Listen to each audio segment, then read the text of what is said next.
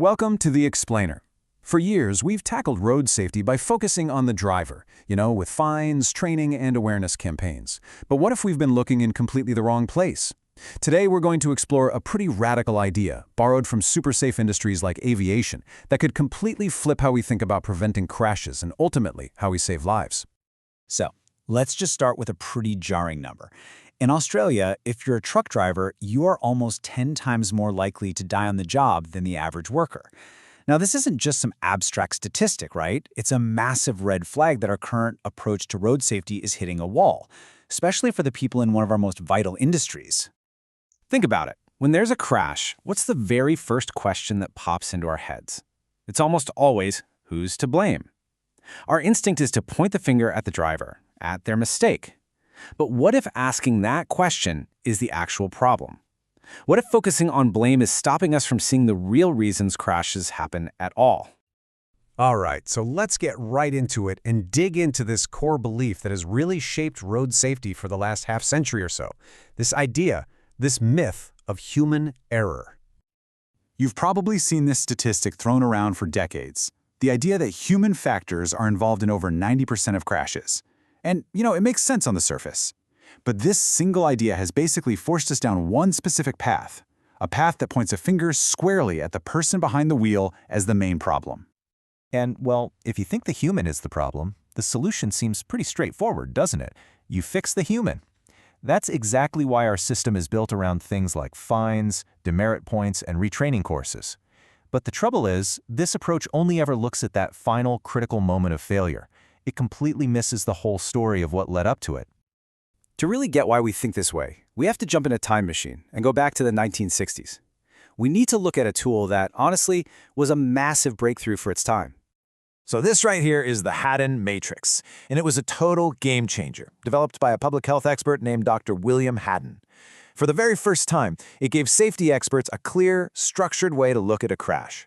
It let them organize all the different factors into this neat grid: the person, the car, the road, and what happened before, during, and after the crash. But here's the catch. As great as the matrix was, it had one huge limitation. It's basically a photograph of the crash. It's a snapshot in time. It's great at showing us what the different factors were. Bad brakes, sleepy driver, wet road, but it can't tell us how those things were connected, or more importantly, why the crash happened in the first place. It just doesn't show us the full story. Okay, and this is where we can learn a ton from other fields. Aviation is a perfect example. They have these incredible safety records, and it's because they realized a long time ago that they had to stop just blaming the pilot. They learned to dig so much deeper into the why. And that brings us to this really brilliant concept called the Swiss cheese model.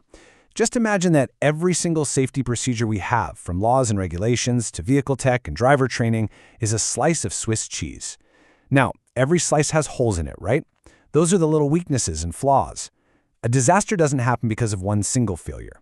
It happens when, just by bad luck, all the holes in all the different slices line up perfectly, creating a straight path for an accident to happen.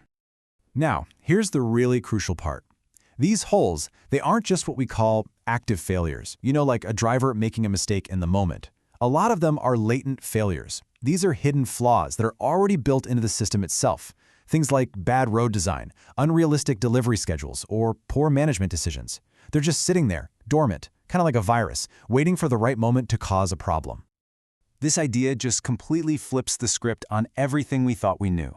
Suddenly, human error isn't the cause of the accident, it's the consequence.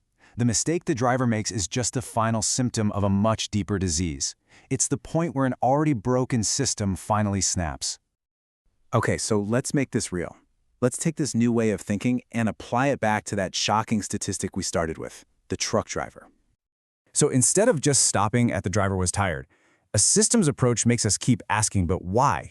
Okay, why were they tired? Well, they were driving for too long without rest. Okay, why? Because they had to sit for hours unpaid waiting for their truck to be loaded and had to make up that lost time on the road. And why was that? Because they get paid by the mile, which means if the wheels aren't turning, they're not earning. And you can keep going. All of a sudden, that human error of falling asleep isn't the cause at all. It's the predictable, almost inevitable outcome of a broken system. And you know what? The data completely backs this up. A U.S. study found that just by changing how drivers were paid, switching from a per-mile rate to a simple hourly wage was associated with a more than 10% lower crash risk. Think about that. This isn't about lecturing the driver to be safer, it's about changing the economic system that's pushing them into a corner.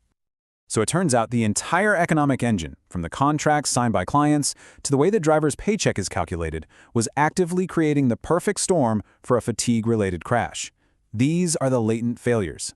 These are the holes in the Swiss cheese that were there long before that driver ever turned the key in the ignition. So what's the big takeaway from all this? Well, the solution starts with a huge shift in our mindset. We have to move from a culture of blame to a culture that's obsessed with building a truly safe system from the ground up. It really boils down to this. We have to stop asking who messed up and start asking why did our defenses fail? Instead of aiming to blame and retrain an individual, the new goal becomes to learn from what happened and redesign the system. In this new view, people aren't the problem we need to fix. They're actually the experts who can tell us exactly how the system is broken and how we can make it better. Ultimately, the goal isn't to create perfect, error-free drivers, because, let's be honest, that's just impossible. The real goal is to create systems, our roads, our vehicles, our workplaces, that expect humans to make mistakes and are designed to be forgiving when they inevitably do. That's what a truly safe system looks like. And you know, this way of thinking is so much bigger than just road safety. Think about healthcare, or finance, or even cybersecurity. How many other huge, complex problems could we finally solve if we could just stop looking for a person to blame and start looking at fixing the system itself?